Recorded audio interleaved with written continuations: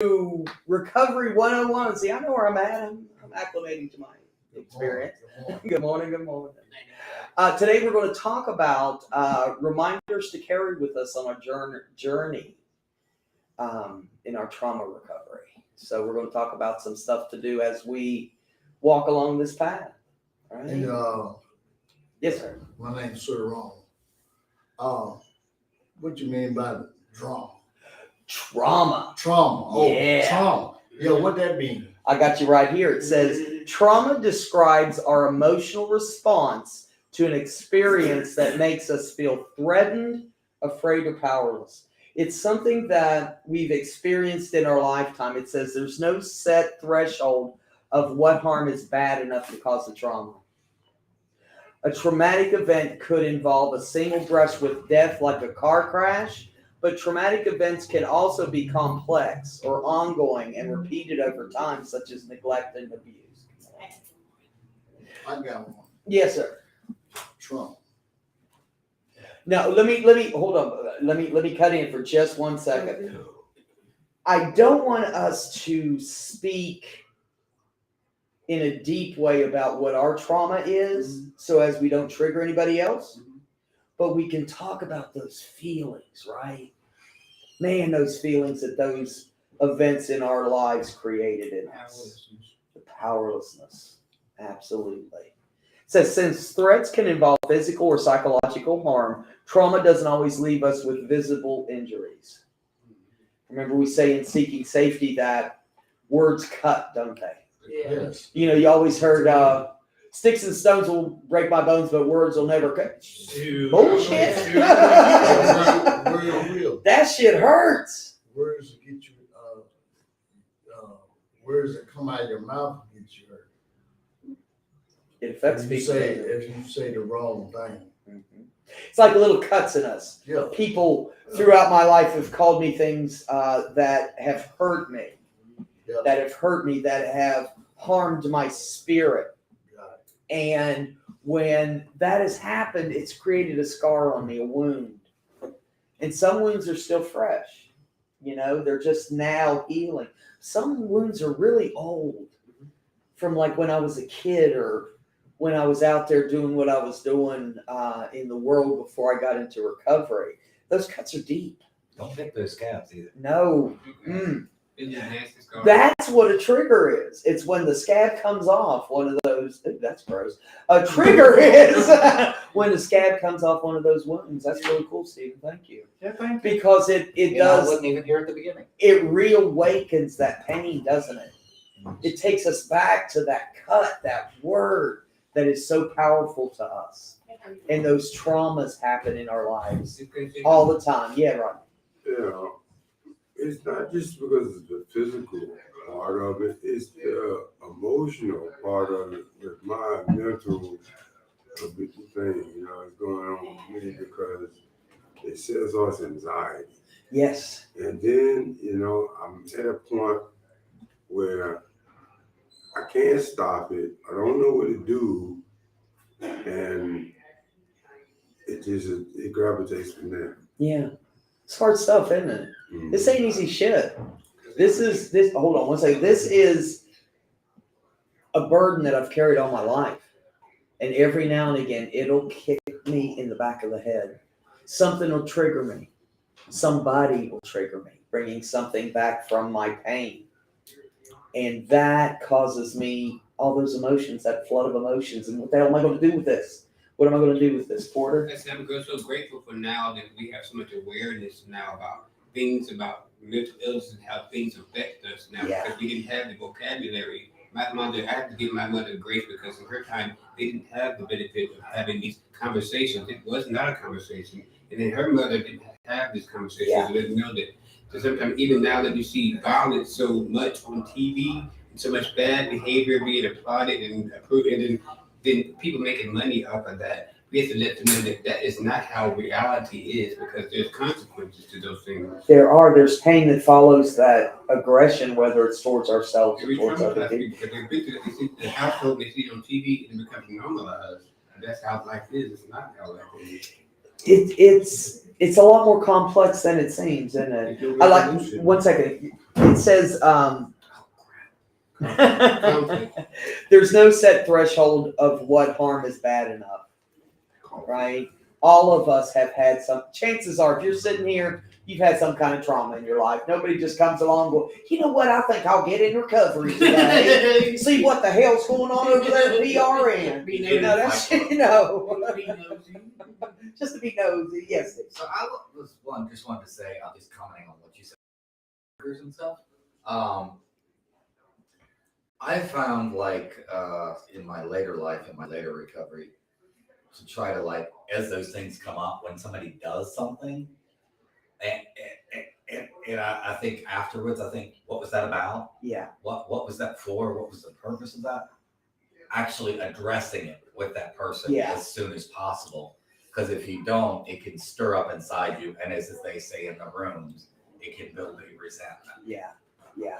And I find that helps me a lot. Like when people say something I don't think is true, or is wrong, or is unhelpful to me, I try to do it tactfully. But Yeah. as soon as I realize it, I try to deal with that and that person, and that's helped me. Yeah. Yeah. That feeling of our feelings, and then addressing them, whatever that looks like, Because our to set feelings those matter. boundaries. Yep. Absolutely, to set those boundaries about what's acceptable to me and what's not acceptable to me today. Yes, sir. Yeah. We still talking about that trigger, Well, yeah, we can. That's a big one. fear. Mm. For me,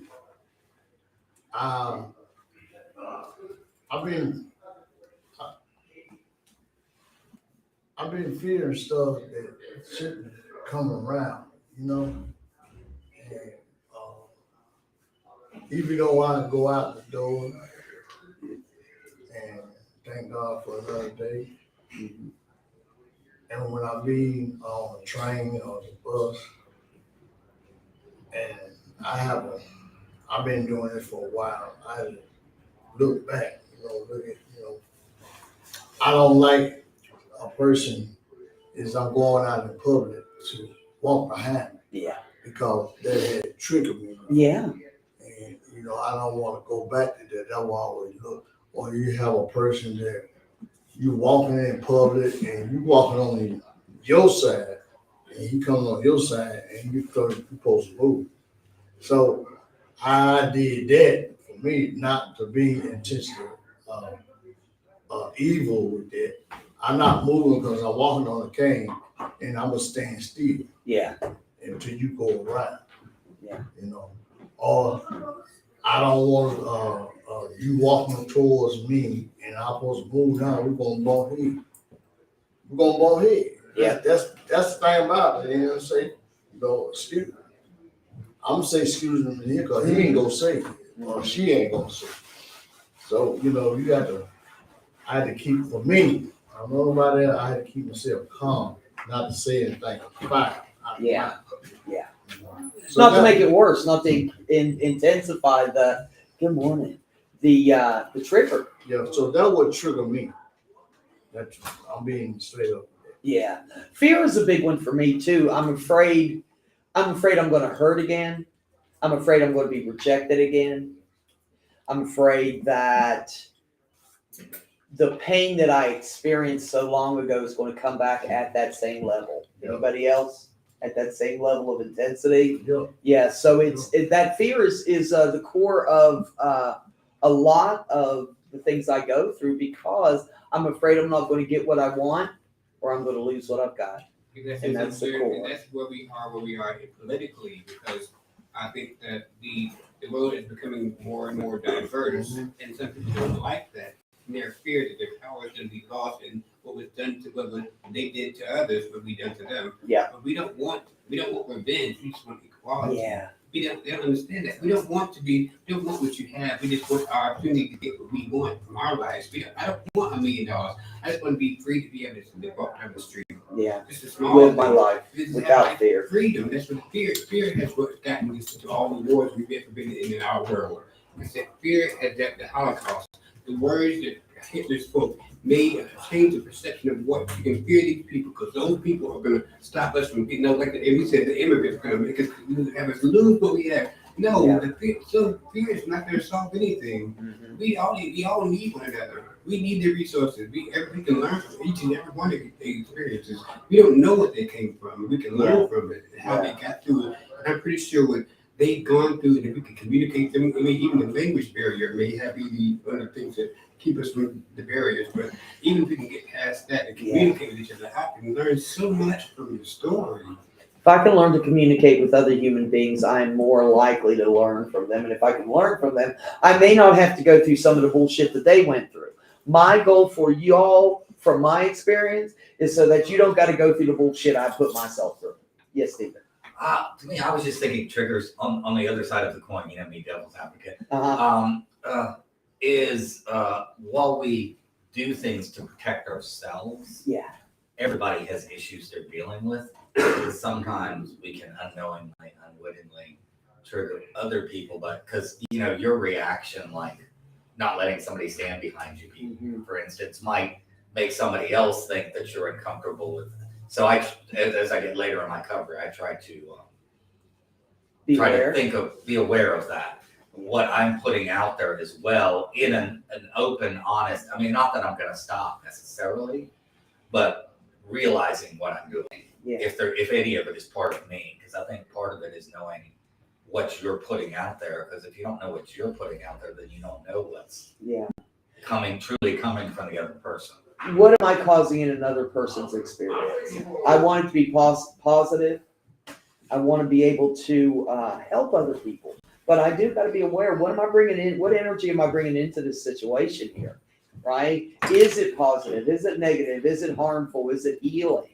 And that's what I want today. I want to be able to bring things in to the world that can heal. It says healing from such a profound change often takes a long time, and trauma recovery isn't pretty or linear. Our journey may involve obstacles, detours, delays, along setbacks, and lost ground. We may have no idea where we're going or how we're going to get there, but it's okay. It's okay, right? So everybody's journey is different. We're all doing this thing, and when I think of, I'm weird. If y'all hadn't picked up on that, a little bit. I wasn't gonna say weird. I mean, maybe a little strange. Okay, I'm a little strange. I'll take that, Barry. Yeah. I'm differently gifted. That's what I am. But when I think of, You're talentedly, in a way, a different kind of way. Uh-huh. Very talented. I'm gifted though, aren't I? Differently gifted. It's kind of strange. But when I think about, I just got this idea that before I was born, me and my higher power got together and we're like, okay, you want to go through this and learn this and do this and meet them and da da da da. And the plan was for me to go from point A to point B, easy peasy, right? Straight line. Well, I was doing all this shit all my life, you know. I'd go off in a circle and then I'd come back around and be on the beam. And then I'd wave off. Hold on, Barry. I'd get off the beam. And it is in that dance that we do with our trauma. You know, I am always discovering. Always discovering. No, hold on one second. We got Todd in the house. Christy says, yeah, absolutely. Abandonment, huge fear again. She says, walking through it all shows me my strength and how to navigate my triggers in a healthy and healing way through my wellness journey. Absolutely. We show ourselves and other people show us. Yes, Jerry. It's good to be back. It's good to have you back. I'm digging that beard, man. You're looking good. Yeah, high school. Good. Yeah. Yes, sir. You just said, trying to help other people. Uh-huh. Yeah, well, you have to be careful with that. Who you help, because everybody, some people, I'm put it like this, some people won't help and some people don't. Mhm. So, Some people want to help Hold on. themselves. you can't go all out your way and trying to help the person or change the person. You got to look at you. Yeah. You got to look at you and you got to look at your heart. If your heart ain't molded with it, We got that gut feeling, don't we? That God Exactly. consciousness that I grew, because I was just all over the place. I never listened to the still small voice in me. Yeah. I never listened to the coaching or influence of other people. What I did was I just went on my gut reaction. Today, that gut is, I'm in tune with that gut today. And it lets me know, is this person safe or not? Is this situation safe or not? Exactly. What's my next step? What you got, Barry? I was gonna say, I'm like you. I didn't always stay in the lines. I rebelled, wanted to do what Barry wanted to do and do it anyway. But I sit back down and I'm clean and I've lost everything and I can see things in a better way and I can actually, even though it's still a long way off, I can still see the end of the light in a tunnel. Yeah. And it's like Opie said on Andy Griffith when the cage was empty with the bird. He said, Dad, the cage seems so empty. He said, yeah. He says, but don't it make the trees and the beautiful sights and the sounds seem so much damn better? Oh, wow. Mm-hmm. Oh my God, man, see, I'm gonna make clean. You about made me cry, Barry. Yeah, Port. Because like all the celebrities that we idolize, usually they have come from a lot of triggering backgrounds, and the reason why they able to be so successful is because they use their gifts to heal them. Use like people like Elvis and Michael Jackson, but they didn't get the help that we have, but they were able to live a life. But even Robin Williams, do you think that he was making everyone else laugh? And what he was dealing with behind closed doors. I didn't want to live that life. I want my outside to match my inside. They didn't have the permission, the reality, that I have the permission, the right to do that. I can tell this is what I'm going through. I'm not happy all the time. I don't want to make you laugh when I'm crying. And I have the right to say that. I can say that now I've gone through something. I can tell my story. Yeah. It doesn't make me look better. I don't care what it makes me look like. I need to get this off of me to be free so I can live a real true life. I don't want to live that mask on. We don't have to anymore. And we don't. I was talking to a friend last night, a dear friend of mine, and she was telling me that she got in a situation, she felt really insecure in her profession. And she was feeling inadequate and all these things. And I'm like, but that's not true. She goes, I said, I know that it can feel that way sometimes, but that doesn't make it the truth. Even, it doesn't make it reality. Today, I need to be in reality. I want to be one of those people that can assess myself, see what's my part, what am I doing if I'm doing anything, how can I get on the other side of this trauma, right? It says recovery happens in stages. There's a stage where we come to a turning point. We take stock on how trauma has changed our lives and what we want going forward. So to identify what those needs are, right? To be able to take that moment of clarity, that crossroads that we can be at, right? And make a different choice today. I'm tired of this pain kicking my ass. I'm tired of this pain kicking my ass. I want to be able to do something different today. I want to be able to live in a different way today. Bear, I see you. You're all right. Hold on. See, you gotta remember, I'm like cancer. If it don't get out, it eats me up. Well, see, and that's what I was going to say. Those whispers that my friend was talking about. She goes, I got all these whispers in my head about abandonment and insecurity and all these things that are just making me. You do your thing. I'll say what I gotta say. Wait, hold on. Thank you. Well, I'm done, so go ahead. No, I was gonna say, I've been coming here since 2015 in May. Yeah. From PRN, you know this. And I've come to realize the first time I was lying to myself and blowing smoke. But no, this time since I've lost everything, I realized that, to me, PRN it's like the service. There's no one ever left behind. You'll never be forgotten. This door will never be shut on you. It'll always be open.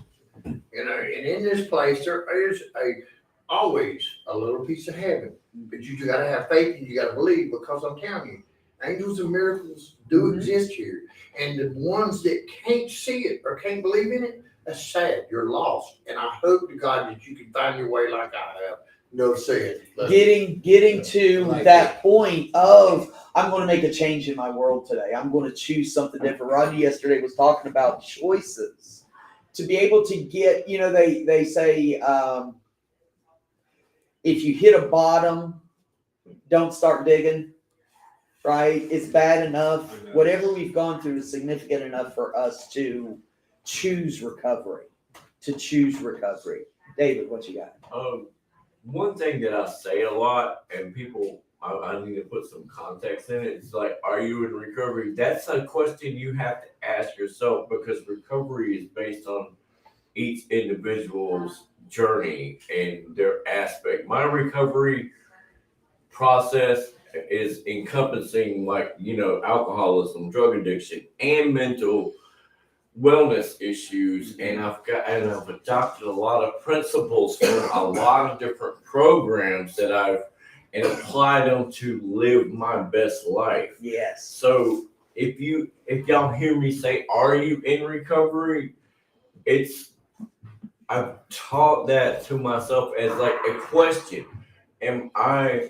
That I ask myself, am I really in recovery? Am I, when things crop up, or when the bad time of the year where some of my trauma is centered in certain things that have happened that were like earth shattering at the time, and they still are traumatic when that time of year comes around, and things that's a question that I've mantraed myself. Am I in recovery today? Am I still trying to heal? Am I growing in my recovery? What am I choosing today? Yeah, what is my choice? What kind of life do I want to live? Yeah. Do I want that pain that I happen to experience due to my mental illness, when like the bad times come or something like that? Do I want to let that define me, or do I want to try to find a way of healing that, or at least accepting it for what it is and trying to process it? Because that's part of the process too. You have to accept that, I battle with like a lot of different mental health diagnoses, and they're not all, even when I'm taking my meds as prescribed, there's sometimes shit crops up. Yeah, I mean, it crops happens. And how do I want to approach it? How do I want to deal with it? Yeah. Like, And that's the deal today, isn't it? That is a wonderful thing. I wanted to put that into context, because people might think that, it's something that I've adapted in my recovery process. Am I doing what's best for my formula of recovery? And everybody's formula is a little different, Absolutely. That's the next thing it says. The next stage is we begin taking active steps to change our lives and to cope with our trauma symptoms. All right. We actively begin to pursue recovery forcefully. As hard as I chased alcohol, I chase recovery today. I'm a serenity junkie. I am. I seek it. And I tell you something, if you have tapped into peace and joy in your recovery, give up, you're screwed. That's what you're going to chase the rest of your life, right? Stephen and Ronnie? Oh, I just wanted to comment on the instinct thing you talked about earlier. About your instincts getting better the longer you get into recovery. I think that is extremely true. And once your instincts get clear, it makes it so much easier for you to make your decisions.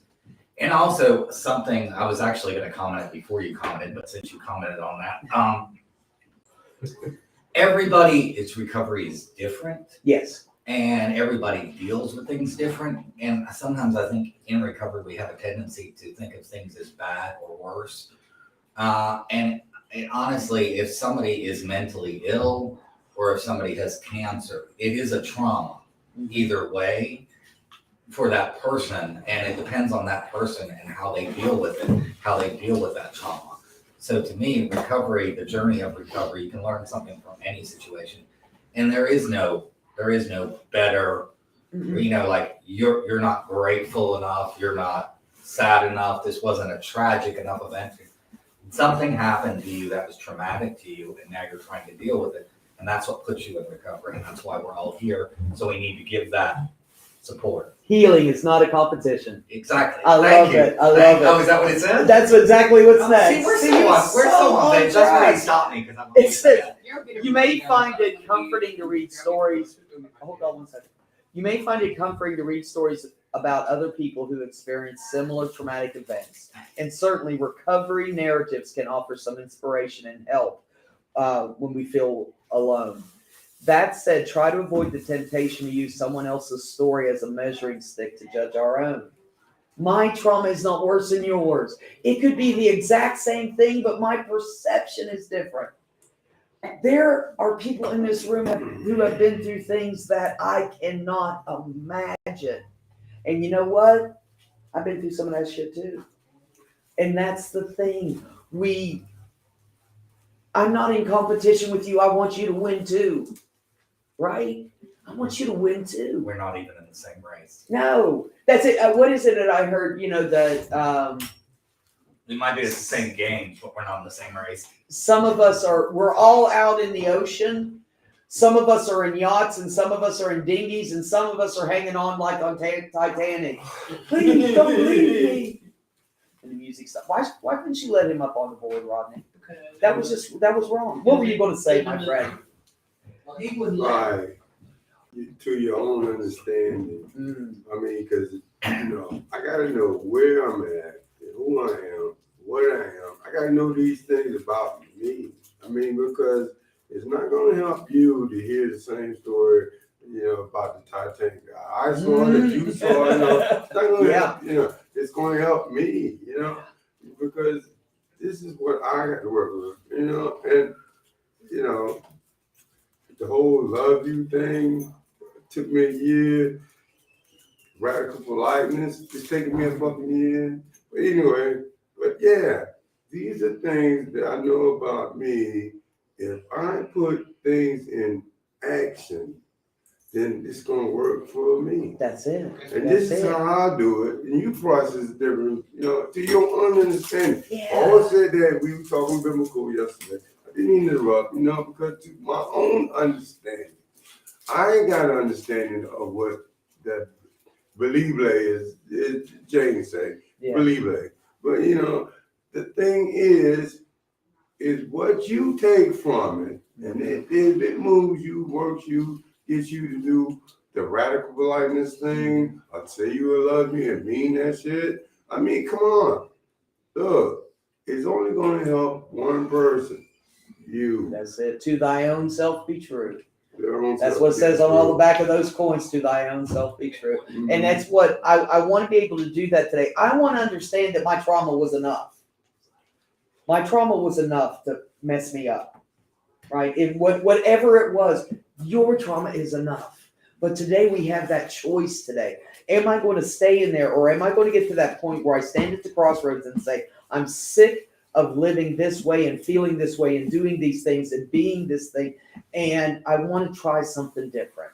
So make that choice, take that action based on our own self. And I don't know what to say recovery, because I want to be reborn, because I say recovery, it means you're coming back to a place of wholeness, and I was never whole. When I was born, I was perfect before things the world told me I was otherwise. I thought I was powerful, I could do anything when I was a child. There was no limits. And that's why I get to the place of that. I don't want to have that fear. I never had fear before.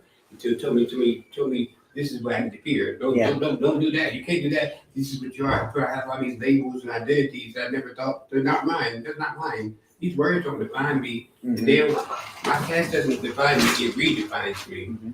It redefines it because I know better now. I have more information now. I can look back at my past in my adult head and say, those things weren't even mine. Those were lessons. Now I can talk about them and get connected with other people. You can do that too. This is how I got through it. That's it. We share that, and it's not a competition. It can be a group effort, can't it? Community. That comes It is a community. Thank you. It says, to put it another way, it's not a fair race if the competitors run completely different courses, right? So, Look at all the football team, they're all quarterbacks. Fear can be a good motivator at times, depending on what the fear fear is any trauma any of those feelings we can use, or I can let myself be misused by them. Yeah. Fear, we know. Anger, we know can be good, right? We know sadness, there's a time to be at rest. Well, the three are all tied together, really. Anger, fear, depression. They're all tied together, and they all go back to that root, that core of trauma. It says sometimes we may, if we're beginning that healing thing, we can look at somebody else and say, I envy how well you're doing with your recovery. I envy that. I don't want to do anything to make it different in my world. I just envy that. I feel guilty for lashing out when you're doing so good. I wonder why your recovery doesn't resemble mine more closely. Why? What am I doing wrong? And that's not true. We all have our different path. And that's what's so beautiful about this recovery thing. There are a million, zillion, quadrillion ways to do it. And it's all based on our individual path. Like Rodney said, to thy own self be true. Christy What you says, can fear use. is not the root of my anger. What's the root of your anger, Christy?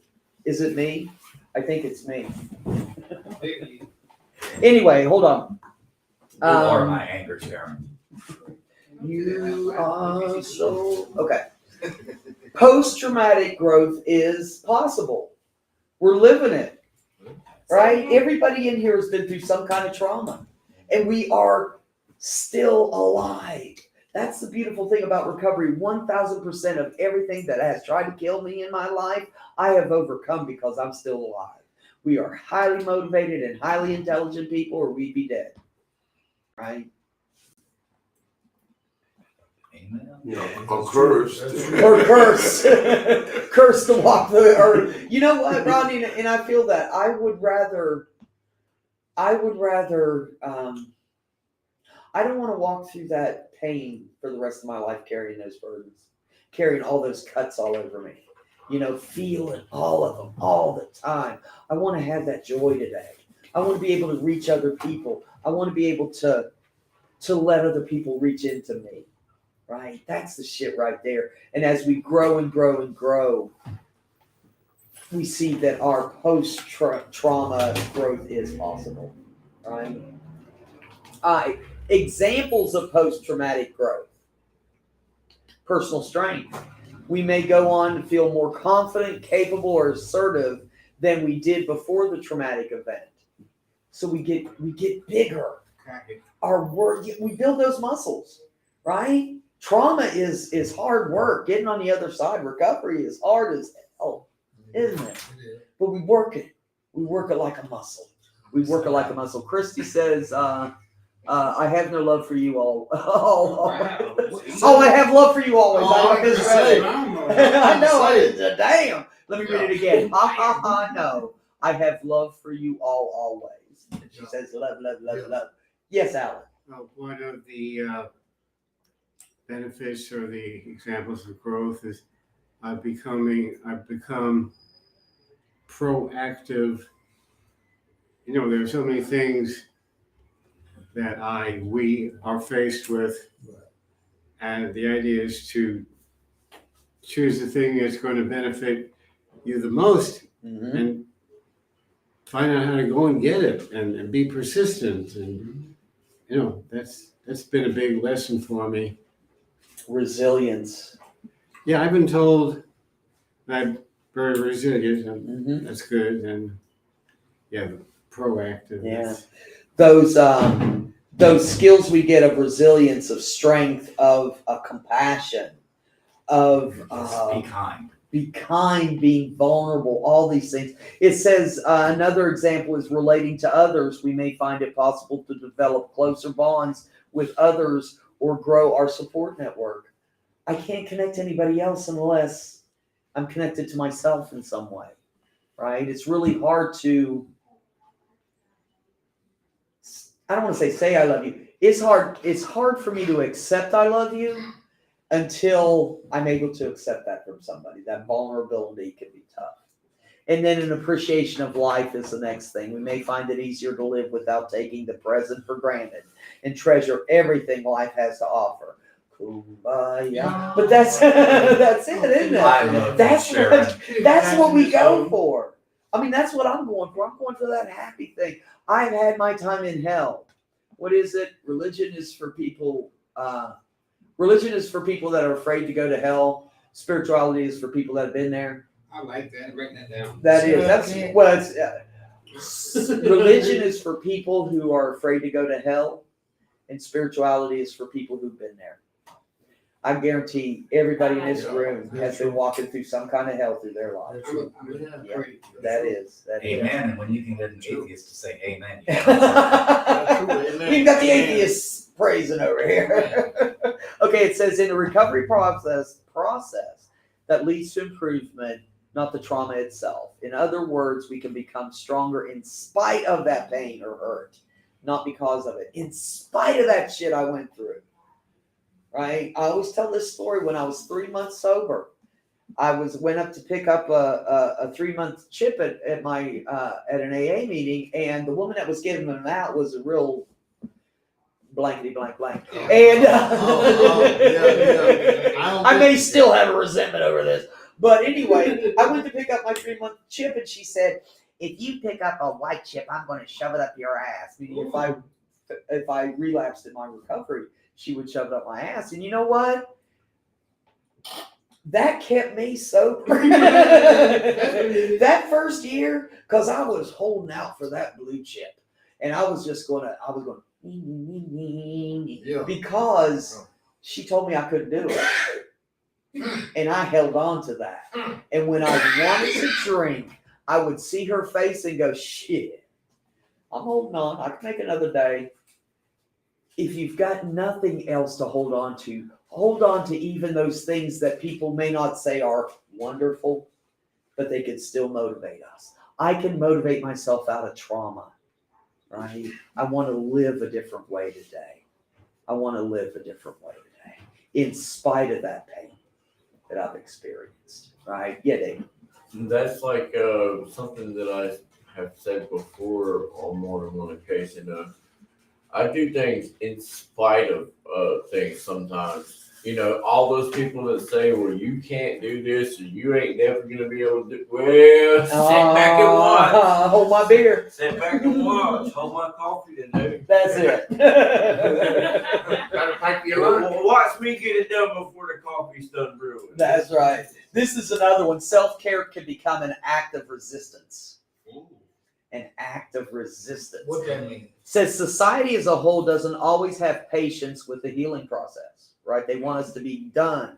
During the recovery journey, we may encounter people who tell us to move on or get over it already and return to the status quo. Of course, this advice often better serves their needs than ours.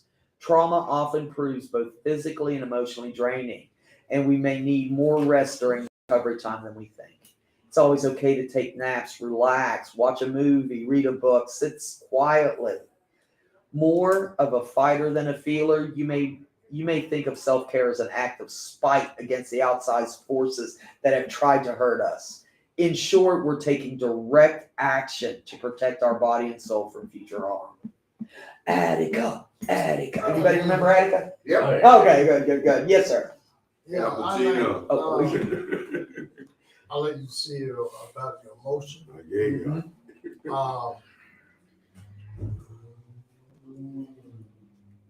Some people, I'm gonna say some people, I don't let them play with my emotion.